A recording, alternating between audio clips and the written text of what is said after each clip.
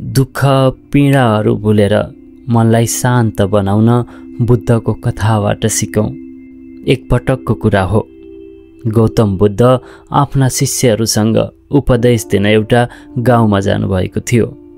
गाउँलेहरू बुद्धका शिक्षाहरूबाट गहिरो प्रभावित भएका थिए र टाढा टाढाबाट उहाँको उपदेश सुन्न आउँथे। एक दिन एक वृद्ध महिला आँखाभरि आँसु लिएर बुद्ध कहाँ आइपुगिन् र उनले भनिन्, प्रभु, मेरो एकमात्र छोरा हिजो बित्यो। मेरो जीवन अब अन्धकारमा डुबेको छ। म यो दुःखलाई अब कसरी पार गरौँ? बुद्धले महिलालाई ध्यानपूर्वक हेरेर भने, म हजुरको दुःख बुझ्छु, म हजुरलाई मद्दत पनि गर्नेछु, तर पहिले हजुरले एउटा काम गर्नुपर्छ।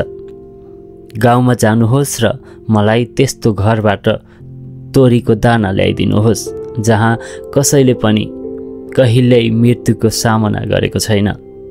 आशाले भरिएकी ती महिलाले आफ्नो दुःखलाई अस्थायी रूपमा बिर्सेर गाउँको हरेक ढोकामा जान थालिन्। उनले प्रत्येक घरमा एउटै प्रश्न सोधिन्, के यो घरमा कहिल्यै मृत्यु भएको छैन? तर उनलाई जताततै एउटै जवाफ मिल्यो, हामीले पनि आफ्नो प्रियजनहरू गुमाएका छौँ।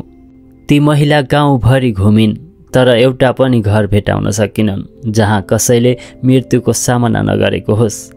निराश भएर उनी बुद्ध कहाँ फर्किन्।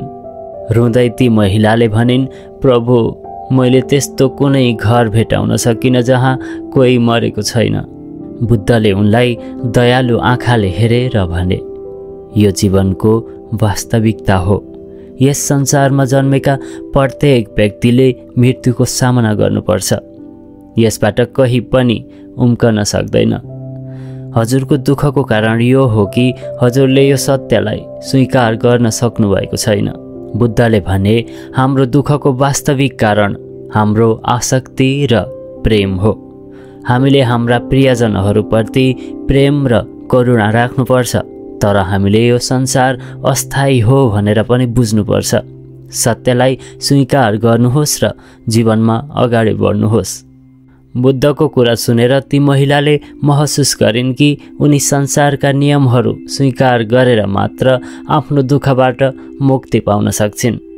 बिस्तारै उनको मन शान्त भयो र उनले आफ्नो छोराको मृत्युलाई जीवनको वास्तविकताको रूपमा स्वीकार गरिन्। यो प्रेरक कथाले हामीलाई सिकाउँछ कि मृत्यु जीवनको एक अपरिहार्य सत्य हो। हामीले हाम्रा दुःख र पीडाहरूलाई बुझ्ने र स्वीकार गर्ने क्षमता विकास गर्नुपर्छ।